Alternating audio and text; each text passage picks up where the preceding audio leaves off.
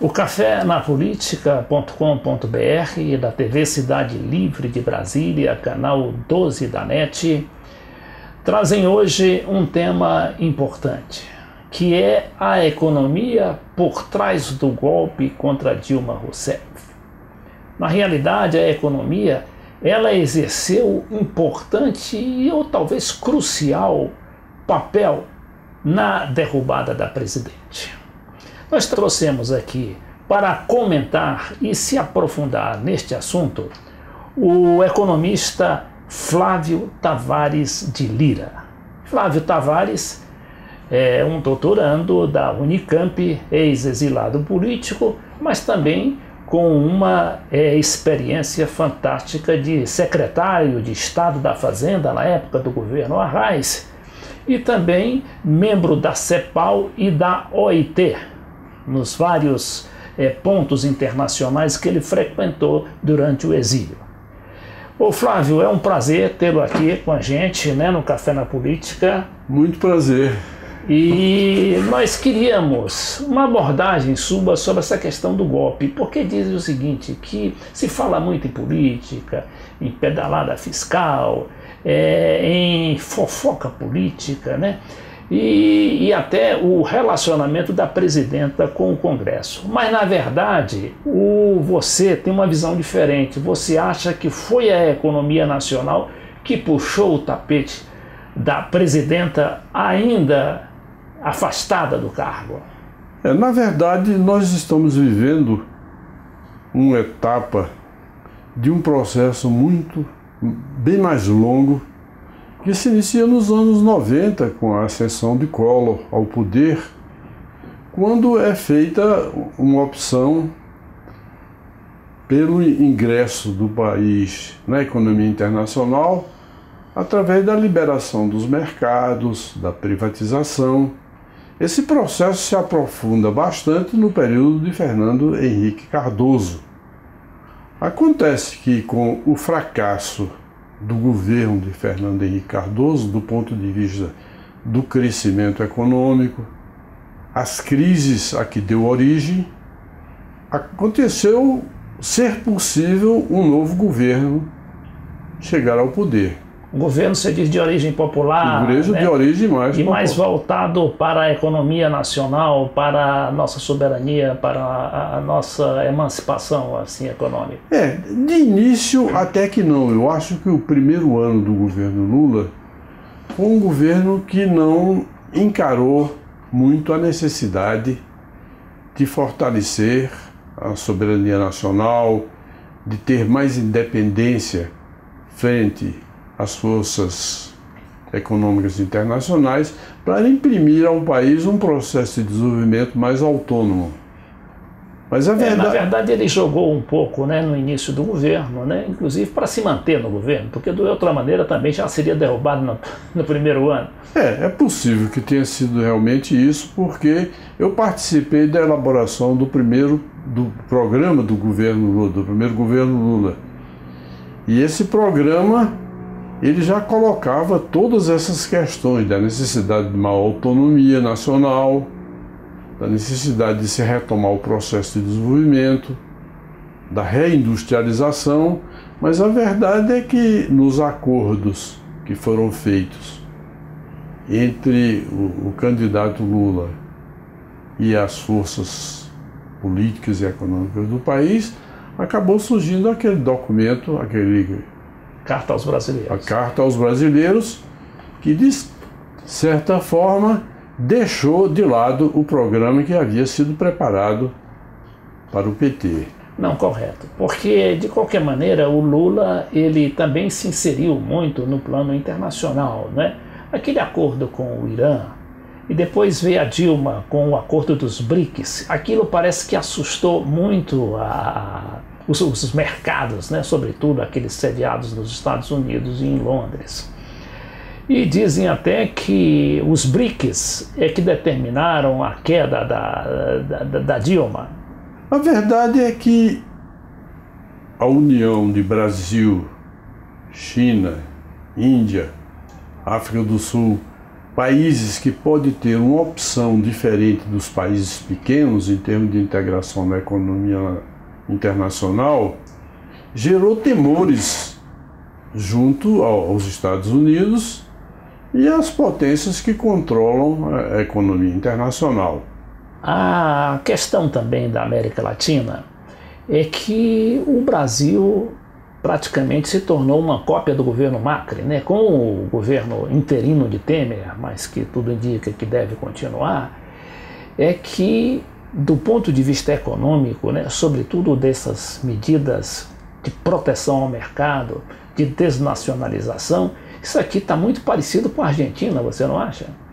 Eu acho que isso faz parte de um projeto único, comandado pelas grandes potências que querem levar adiante o processo de financiarização da economia internacional. E esses países, como o Brasil, a Índia, a Rússia, a China, pelo fato de serem grandes economias, têm uma opção diferente, que é caminhar para um processo de desenvolvimento com maior autonomia interna. E isso não interessa de maneira nenhuma às grandes potências que controlam a economia internacional, porque vai significar o surgimento de novos competidores nessa economia internacional e perda de importância do dólar como moeda internacional, que tem profunda dominância nas relações, não só nas relações financeiras, mas nas relações comerciais internacionais. Correto, porque o BRICS, na realidade, ele criou aquele banco, né, que acabou não funcionando. Como é que está aquela história daquele banco de desenvolvimento, que seria um tipo de BNDES para ser administrado por esses participantes do BRICS, que é Brasil, né, Índia, China, Rússia e África do Sul? O banco estava numa fase muito inicial de sua criação, foram dados os primeiros passos nessa direção. Acontece que a crise que se abateu principalmente sobre Rússia, o Brasil, a China, que passou também a ter problemas sérios de manutenção de seu crescimento, de manutenção de sua economia em funcionamento, a questão do banco parece que perdeu um pouco de sua relevância. Mas a verdade é que o problema está colocado. E esses países, na medida em que consigam um maior grau de autonomia, vão voltar a colocar a questão. Porque o que os subordina basicamente a essa integração dependente na economia internacional é que eles não têm uma moeda de peso no contexto internacional. Então tem problemas sérios de financiamento de seus gastos em moeda estrangeira, o que o banco pretenderia resolver. Se tivesse o Brasil, pelo menos, né? Porque o governo Temer deverá esvaziar totalmente o papel do Brasil, não só no BRICS, como também na integração latino-americana, não é? Se aproximando daquele Tratado do Pacífico, comandado pelos Estados Unidos, e até esvaziando, se não anulando de vez o Mercosul. Como é que você vê essa questão? A verdade é que qualquer forma de integração entre esses países que estão em estágio intermediário de desenvolvimento representa um perigo para os grandes países que controlam a economia internacional, porque eles têm chance de se capacitarem para ser competitivos na economia internacional. E na medida em que eles disponham de fontes de financiamento fora da influência do dólar, esse perigo se torna ainda maior. Até porque os Estados Unidos hoje usam o dólar como uma fonte importante de financiamento de seus gastos militares no exterior. A potência que é os Estados Unidos em termos de poder de guerra depende essencialmente do controle que eles têm da moeda internacional. E os BRICS representariam uma séria ameaça ao dólar, não é isso? Uma ameaça ao dólar. Porque tem uma superpotência, que ainda é superpotência, que é a Rússia, não é? E a China também, que é outra, não é? Como é que você vê, Flávio, a questão da chinesa, então, nesse panorama, nesse tabuleiro internacional? Os chineses, eu acho que foram muito astutos, porque imaginaram uma forma de usar o capitalismo para vencer seu atraso econômico secular. E se deram bem, receberam muito capital estrangeiro, mas com um grau de autonomia muito grande para direcioná-lo, porque o Estado chinês sempre teve um controle muito grande sobre a economia chinesa. Os bancos chineses são todos estatais. O controle do sistema financeiro pelo Estado é fundamental para essa autonomia financeira no mundo cada vez mais dependente do capital financeiro internacional. Correto. Nós estamos aqui com o economista Flávio Tavares de Lira, ex-secretário da Fazenda, e um militante político e ativista político. Nós abordamos nesse primeiro bloco justamente a questão internacional e todo esse pano de fundo do impeachment da Dilma Rousseff.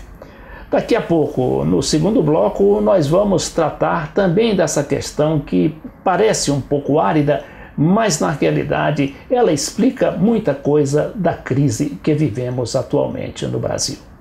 Quem tem medo de Hugo Chávez? Uma abordagem sobre a nova América Latina. Suas taxas de crescimento com inclusão social que dão inveja à Europa. Mais do que um livro, esta é uma análise do blogueiro FC Leite Filho.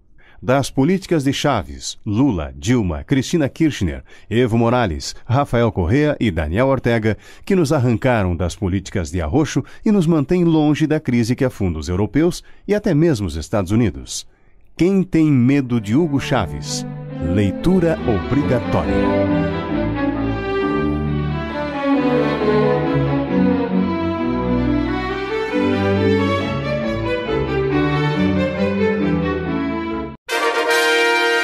Desafios brasileiros na era dos gigantes.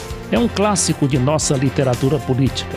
Seu autor, o embaixador Samuel Pinheiro Guimarães, focaliza cada um dos 12 capítulos do livro numa série de entrevistas ancoradas pelo jornalista Beto Almeida, TV Cidade Livre de Brasília, levando a você a informação que não chega pela mídia tradicional.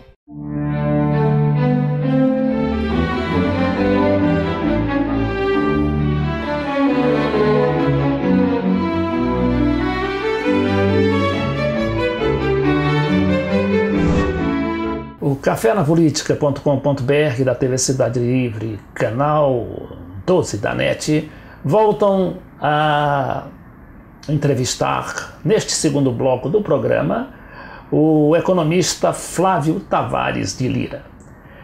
Flávio, a gente também está presenciando uma certa movimentação nesse grande capitalismo, né?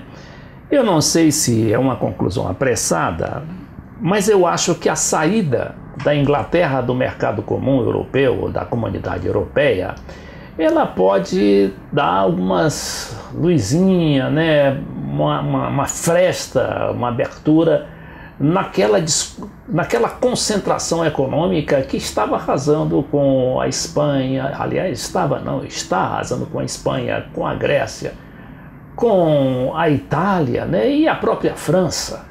O que você acha desse Brexit? Pois, o Brexit é uma demonstração muito clara da insatisfação da população dos países ditos desenvolvidos com a política econômica de seus países, que é uma política que tende a reduzir a assistência social às populações e favorecer a acumulação financeira. Tudo isso comandado de Bruxelas. As populações desses países começam a demonstrar um alto grau de insatisfação com relação a esse comando externo de uma política que progressivamente está afastando esses países do estado do bem-estar social. Essa reação é uma reação do povo frente... Porque na Inglaterra foi majoritariamente dos operários, né, dos trabalhadores braçais mesmo, né, porque a classe média estava toda a favor, né, da integração, quer dizer, da presença da Inglaterra, tanto é que tanto o partido no poder, né, que são os conservadores, quanto os trabalhistas, eles estavam contra, a cúpula desses partidos estavam contra a saída da Inglaterra, e eles foram até que meio surpreendidos, tanto é que o primeiro-ministro teve que renunciar no mesmo dia, né? Então, isso não, pelo menos foi uma decisão autenticamente popular. O que é que você acha? A verdade é que são os grupos que são prejudicados por esse tipo de integração, porque não é a integração em si mesma que seja ruim para os países. A integração, se ela for feita em moldes que favoreçam a classe trabalhadora, ela tem muito a oferecer a esses países, mas uma integração comandada dentro do figurino neoliberal é uma integração que tende a retirar da classe trabalhadora, dos setores mais humildes da população, benefícios e concentrá-los nas classes altas, concentrar a renda, a riqueza, enfim, não é a integração em si que seja má, é a integração nos moldes em que ela vem sendo feita. Pois é, porque na situação atual da comunidade europeia, quem comanda a política e a economia é o Banco Europeu, né? Que a gente supõe ser um banco estatal ou multiestatal, mas ali só tem banqueiro, né? É a alta finança internacional ditando, né, o neoliberalismo, o liberalismo, quer dizer, o capitalismo selvagem. E, além do mais, exportando também aqui para a América Latina, tanto é que estão forçando a barra aí para tirar a Venezuela do Mercosul, justamente que a Venezuela ficou a única voz contra uma associação com o mercado comum europeu. E essa associação vai implicar em quebra, né, de toda a proteção que a gente tem dos nossos produtos, justamente para facilitar a penetração do capital dos mercados, tanto europeus quanto americanos. É verdade que a Venezuela, não obstante a crise tremenda que está enfrentando, é o único país que conseguiu se manter relativamente autônomo frente a essas forças internacionais. Os demais países, pouco a pouco, estão se ajustando ao esquema que interessa ao capital financeiro internacional.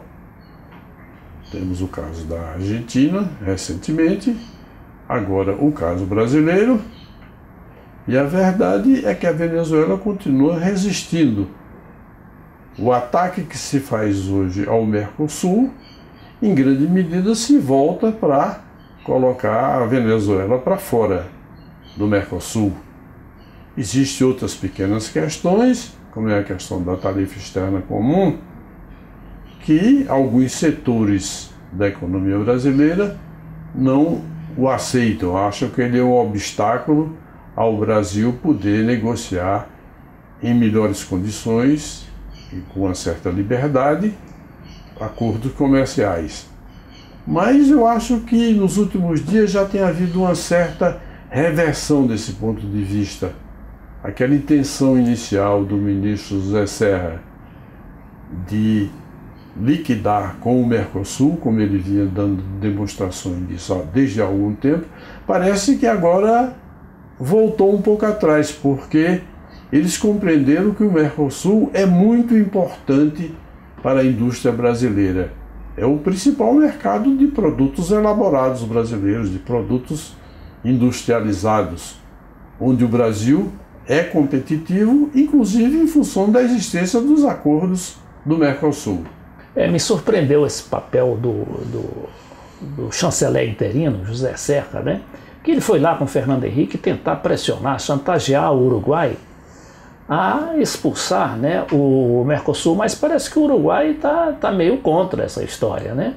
Ele disse que não, que tem que ser respeitado, né, o Tratado de Assunção, pelo qual os presidentes dos países, dos 5 países, que é Venezuela, Brasil, Paraguai, Uruguai e Argentina, eles se revezam na presidência pro tempore por 6 meses. E agora assumiria agora dia 12, né, no final desse mês de julho, a Venezuela, e não querem deixar a Venezuela assumir o poder, quer dizer, assumir a presidência pro tempore.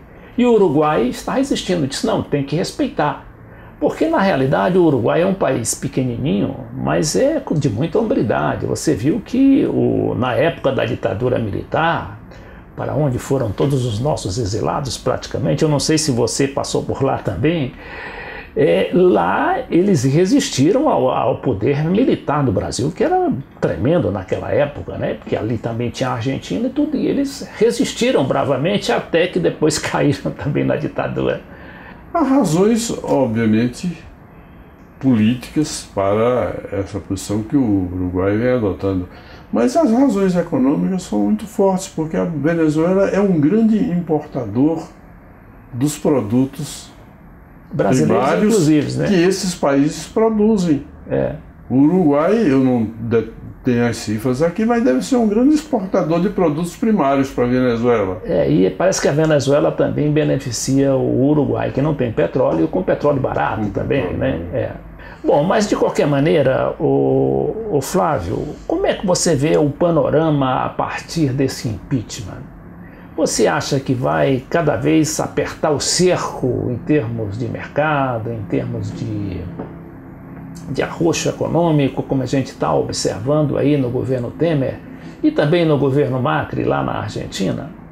Olha, de início eu imaginei que eles iam avançar muito mais do que estão conseguindo fazer, porque estão começando a aparecer certas resistências com relação a cortes em gastos sociais, com relação a medidas de política econômica que desestruturem o país em função de interesses internacionais. Já começa a haver algumas resistências. Mas, no que respeita aos desdobramentos disso, eu sou um pouco pessimista, porque eu acho que esses senhores que estão no poder, eles vieram para ficar mais tempo. Porque a única alternativa que eles têm de conseguir avançar, realizar reformas trabalhistas, reformas previdenciárias contrárias ao interesse popular, isso só é possível fazer com governos fortes, governos de cúpula, ditatoriais. Governos discricionários. Governos democráticos não vão dar o apoio para que eles realizem esse tipo de reformas. Então eles vão tentar cada vez mais apertar o cerco para conseguir realizar essas reformas liberalizantes. Agora, vamos ver como é que nossas populações vão reagir a isso. A coisa não está definida. Existe a intenção clara deles de aprofundar esse processo, que é um processo que vem já de longa data, que sofreu uma pequena interrupção durante o segundo governo de Lula e o governo de Dilma. Você disse que veio desde o Collor, né? Em 1990, desde o Collor. A primeira arremetida séria, né? Para levar o país para o capitalismo selvagem. Exatamente. Houve essa interrupção nos governos do PT, principalmente o segundo governo de Lula e o governo de Dilma, com a tentativa, inclusive, com a chamada matriz econômica, de reindustrializar o país em novas bases, porque por trás de toda essa fragilidade do Brasil está a perda de substância do seu processo de industrialização. Porque a integração dependente, ela tem um inconveniente de ajustar a nossa estrutura econômica aos interesses do capital internacional. Então nós vamos perdendo substância em termos de indústria, vamos perdendo substância em termos de desenvolvimento tecnológico, a produtividade de nossas economias não cresce, por isso nós nos tornamos menos competitivos, exatamente por essa forma de integração dependente que eles defendem. A alternativa para países grandes, como o Brasil, é exatamente um tipo de desenvolvimento com maior autonomia e com a presença mais forte do Estado, exatamente para compensar essas diferenças que nós temos com relação aos países desenvolvidos. Você falou muito bem nessa questão da resistência, né? Ali na Argentina, o Macri caiu na loucura de aplicar os tarifaços, né? Então, você teve a max de valorização, né, do peso, que de início já aumentou o custo de vida em 40%, que foi o nível da max desvalorização, e agora ele decretou um tarifaço no gás, principalmente, porque a população depende muito do gás, né, e da energia elétrica, que chegou a até 10.000%. Quer dizer, uma pessoa, por exemplo, que tinha uma fábrica pequena, um negócio pequeno, gastava, por exemplo, 3.000 pesos, passou a gastar 33.000 pesos. Quer dizer, está quebrando assim, e por causa disso, a própria justiça, que é meio comprometida com esse esquema aí, né, o tal da judicialização da política, a justiça está liberando, está dando sentenças favoráveis a que não se pague esse tarifaço, né? Quer dizer, já vai causar uma crise econômica nessa coisa aí, porque eles se baseiam muito, né? Eles contam muito com esse tarifaço para financiar, né, o governo, financiar seus gastos e financiar a transferência de recursos dos setores mais baixos para os setores mais altos da população. É porque por trás de tudo isso tem uma questão ideológica muito forte. É que as nossas classes empresariais continuam acreditando que a liberalização dos mercados vai favorecê-las, o que me parece que é uma grande ilusão, porque a liberalização dos mercados vai favorecer as grandes empresas internacionais que crescentemente vão ser dominantes em nossos mercados e, de certa forma, vai nos impedir de adquirir alguma autonomia tecnológica e capacidade de impulsionar o nosso processo de desenvolvimento. Só que os nossos empresários não compreendem isso. Os nossos empresários raciocinam em termos de muito curto prazo. Eles raciocinam em termos de custos e receita de suas empresas. Então, eles querem reduzir a folha de salário. Por quê? Porque isso reduz custo. Mas eles se esquecem da repercussão que a redução dos salários tem sobre a demanda, sobre o próprio processo de crescimento. A venda deles, né? Eles querem reduzir impostos, mas eles se esquecem que são os impostos que financiam a infraestrutura, que financiam o desenvolvimento tecnológico, criam o mercado, enfim, que permite dar um certo dinamismo ao crescimento econômico do país. Então é uma visão muito micro, a visão dos nossos empresários. Correto. Nós chegamos assim ao final de nossa entrevista com o economista Flávio Tavares de Lira, ex-secretário da Fazenda de Pernambuco, doutorando em economia pela Unicamp e com uma experiência internacional na OIT e na CEPAL.